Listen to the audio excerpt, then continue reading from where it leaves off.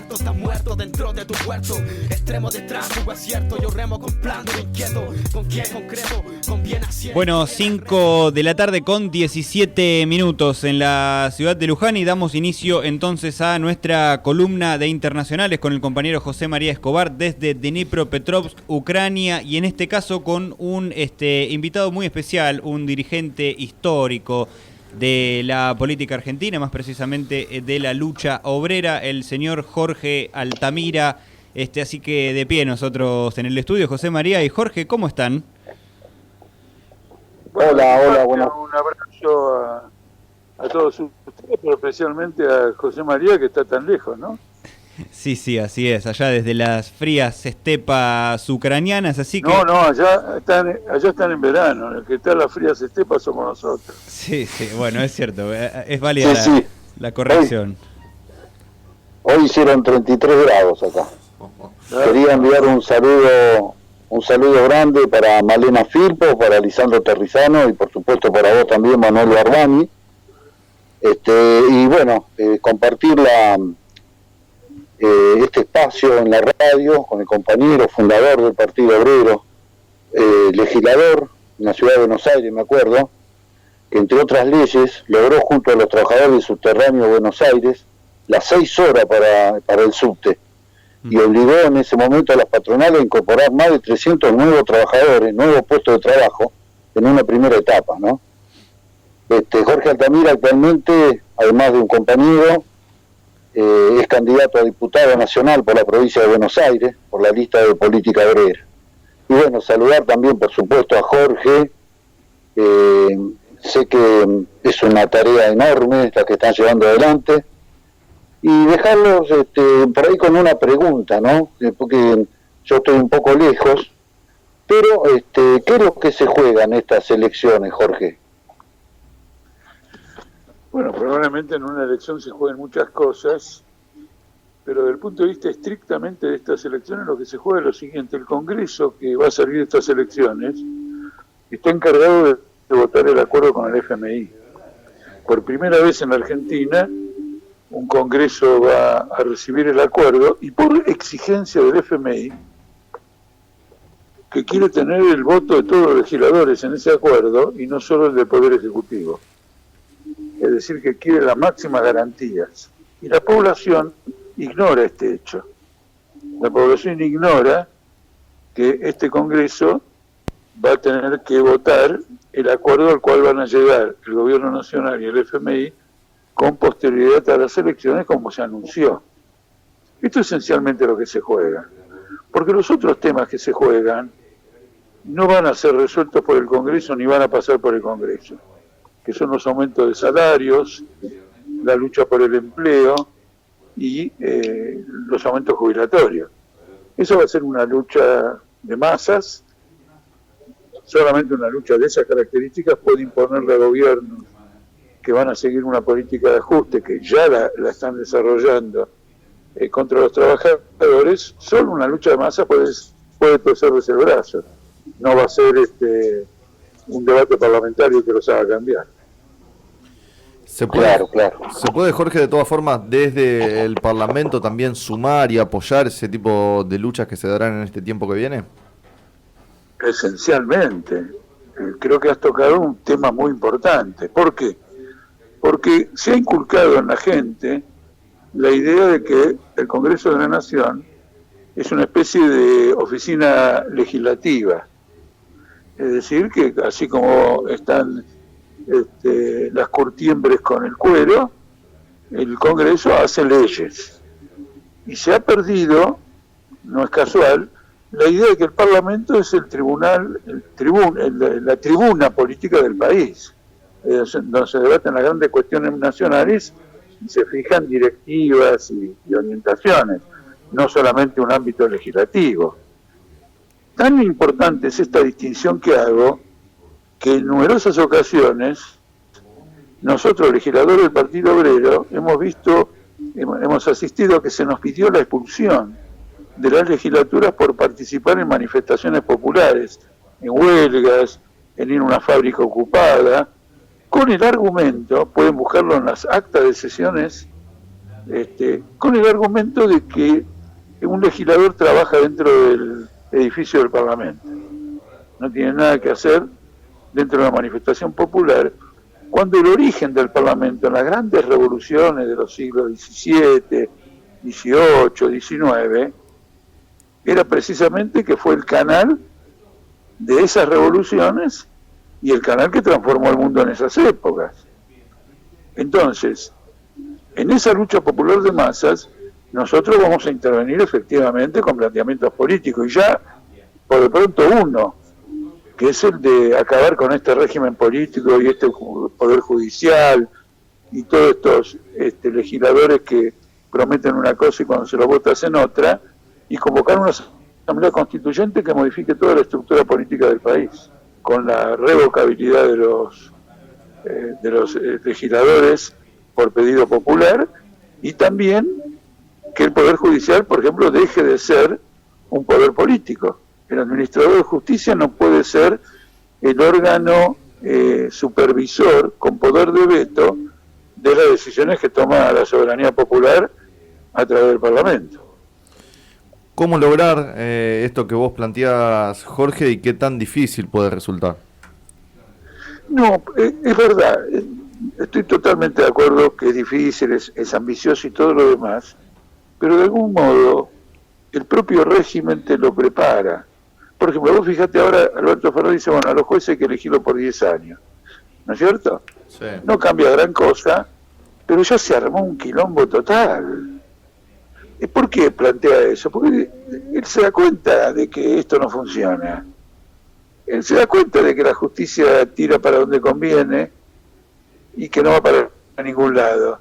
Es decir, el pez se pudre por la cabeza, y al pudrirse acelera los acontecimientos que permitirían una victoria popular, que permitirían una movilización victoriosa. Entonces, coincidiendo en lo difícil por lo ambicioso del planteo, lo ambicioso de lo que estamos planteando, como es un planteo realista, ¿qué quiere decir realista? Que tiene que ver con una descomposición que efectivamente se produce en el aparato del Estado, se van alimentando recíprocamente y la historia en algún momento se acelerará. ¿Crees que desde el ámbito legislativo entonces se puede lograr esa reforma judicial también? No sé si se puede lograr en el ámbito legislativo, lo que sí podemos decir es que en el ámbito legislativo esta tiene que ser nuestra posición. Porque el Congreso es una tribuna, el pueblo va y vota, entonces uno no lo puede ignorar, no puede decir, no me gusta el Parlamento. Bueno, no te gusta el Parlamento, comprate otro. No, es una institución política. Además, en países como la Argentina, tiene otra carga, que yo la valoro, ojo, que es que hemos vivido bajo muchas dictaduras y la última, sanguinaria. Entonces, ¿qué ocurre? Recuperar el ámbito parlamentario, habiendo tenido una dictadura, es claramente una victoria popular. Entonces tiene ese añadido emocional, político, subjetivo, pero no está satisfaciendo las expectativas. Entonces acá viene una propuesta superadora. Muy claro. En este punto me gustaría, José María, volver a abrirte el juego e invitarte a volver a participar a esta charla. No, simplemente, pues yo he quedado sorprendido, he seguido algunas de las iniciativas de diferentes grupos políticos y he quedado sorprendido con la capacidad militante que desarrolló Política Obrera desde el momento en que se decidieron sumariamente las funciones del Partido Obrero y la decisión de los militantes de conformar un agrupamiento político y de lograr la cantidad de afiliaciones y adhesiones que requería la justicia electoral. ¿Qué nos puede decir sobre eso, Jorge? Mira, realmente te agradezco que lo menciones. Ha sido una lucha heroica y por sobre todo es una lucha que revela la consistencia de nuestros propósitos. Porque nosotros hemos obtenido 10.000 afiliaciones en la provincia de Buenos Aires bajo la pandemia, cuando la gente no podía circular. y con independencia de que pudiera no circular, cuando la actitud subjetiva de cada ciudadano y cada ciudadana, ¿cuál era? Mantener una distancia. Y bueno, una afiliación es acortar la distancia, entregar un papel, tomar unos datos y todo lo demás. Es decir, en las condiciones más difíciles, recuperamos nuestra legalidad en 2 distritos decisivos, como la ciudad de Buenos Aires y la provincia, también en Tucumán, también en Santiago del Estero, también en Salta, también en Santa Fe. Pero quiero destacar estos 2, por lo populoso, por lo importante políticamente, etcétera, ¿no es cierto? Entonces, esto revela que hemos sido consistentes, porque una lucha política se mantiene por la convicción que genera la consistencia de los planteos políticos. Nosotros, por ejemplo, evitamos lo que se llama el extremismo, que consiste en tener un ideal imaginario de algo y querer obtenerlo instantáneamente. En oposición a esto, nosotros decimos no. Tenemos que desarrollar una experiencia del propio pueblo, de las propias masas. A través de la experiencia y de las conclusiones de esas experiencias, los pueblos maduran y colectivamente adoptan decisiones de mayor envergadura. Revolucionarias, pero no extremistas. Miren qué interesante. Nunca hemos negado nuestras aspiraciones revolucionarias, pero evitamos el infantilismo político. Vamos al Congreso, pero para subvertir el propósito de querer encadenar a la Argentina al Fondo Monetario Internacional. Para subvertir. Entonces no hay concesionismo de nuestra parte. ¿Me explico? Sí. Continúa si querés, José María. Hay un aspecto que nosotros hemos abordado en los micros que tenemos los días lunes sobre la situación internacional y queríamos tu opinión, Jorge, sobre qué es lo que está pasando en Cuba. Bueno, en Cuba es un tema muy complejo, pero voy a ser muy claro. En Cuba hay un principio de rebelión popular contra una política económica que hace cargar todo el peso de la crisis sobre los trabajadores. Probablemente no desde ahora, seguramente reforzado por el bloqueo, que ahora todo el mundo se ha puesto a minimizarlo, el bloqueo es muy importante, y le voy a dar un ejemplo de Argentina, de qué importante que es el bloqueo, pero que toda esa crisis carga sobre las masas populares. Ahora, ideológicamente, la oposición, incluso popular, tiende a tener como mirada las libertades occidentales, porque no hay una oposición de izquierda en Cuba al gobierno. Y me parece que incluso después de los últimos acontecimientos, lo que estaba apareciendo como una oposición se encuentra en recule. Entonces, ¿qué ocurre? Si no presentamos una oposición de izquierda socialista en Cuba, un estallido popular va a ser canalizado por sectores contrarios a la clase obrera. En Europa Oriental, ¿no es cierto?, ya no existen más los viejos estados, hay supuestas democracias, pero por ejemplo, con independencia de que, claro, José María vive ahí, sabe mejor que nosotros, la miseria social en Ucrania es espectacular. Es absolutamente espectacular. ¿Por qué? Porque a la crisis del viejo régimen se impuso, al menos transitoriamente, una salida de derecha.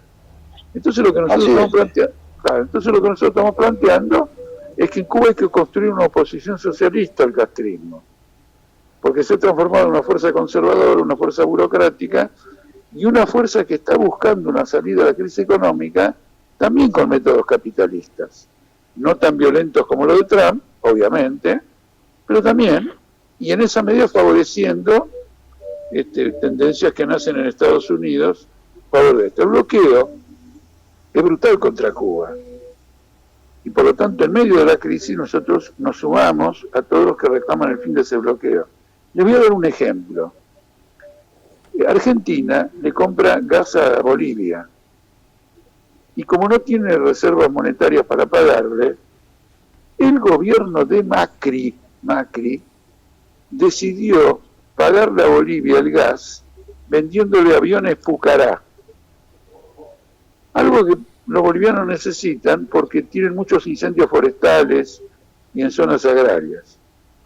Cuando iba a consumar la operación, Israel intervino e impidió la transacción, porque en los aviones Pucará, en los aviones Pucará hay material, hay mecanismos, hay partes de producción israelí, sobre los cuales Israel se reserva el derecho, por ejemplo, a no venderle a Bolivia.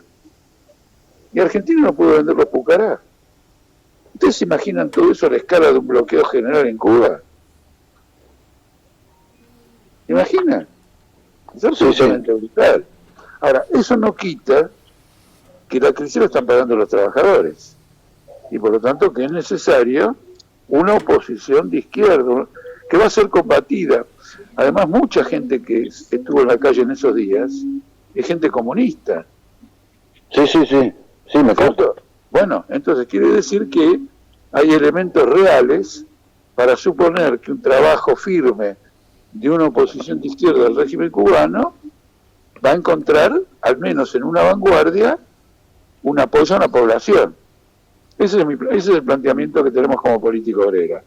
No somos tan necios como algunos sectores del kirchnerismo, que defienden al gobierno de Cuba en forma casi incondicional, diciendo, no, porque está el imperialismo, tan necios no somos, y conocemos muy bien las fuerzas sociales actuantes en Cuba, como para no advertir que si no hay una oposición de izquierda, Cuba va a tener una deriva capitalista. Claro. Sí, ¿tenías alguna pregunta más, José María? Yo lo que veo en una síntesis por ahí apresurada, que la gran clave de esta crisis mundial, política, económica, es finalmente la construcción de partidos obreros en todos los países del mundo. Porque lo que señalaba Jorge sobre Cuba, o sobre los países de la Europa Oriental, yo lo vivo acá. Me acuerdo la militancia contra Raúl Otacén Merlo, y es lo que pasa acá. La complicidad de la policía y de los jueces con los barra brava que le pegan a la gente, a los manifestantes, que prohíben las huelgas, que tienen los medios de comunicación comprados. Hay que construir, por lo que yo veo, ¿no?, partidos obreros en todos los países del mundo. Oposición de izquierda. Con esa reflexión final entonces te despedimos, José María Escobar desde Ucrania y Jorge Altamira. Ha sido un gusto la charla del día de hoy, esperemos que se repita prontamente. Sí, les agradezco mucho, y como no tenemos dinero para financiar grandes campañas publicitarias, esta oportunidad que nos ofrecen ustedes de esclarecer es el medio esencial de nuestra campaña política. Así que tengan muy buenas tardes y un abrazo a todos, a José María y a todos los compañeros de la redacción. Siempre es un gusto, Jorge, abrazo grande, y también para vos, José María. Hasta luego.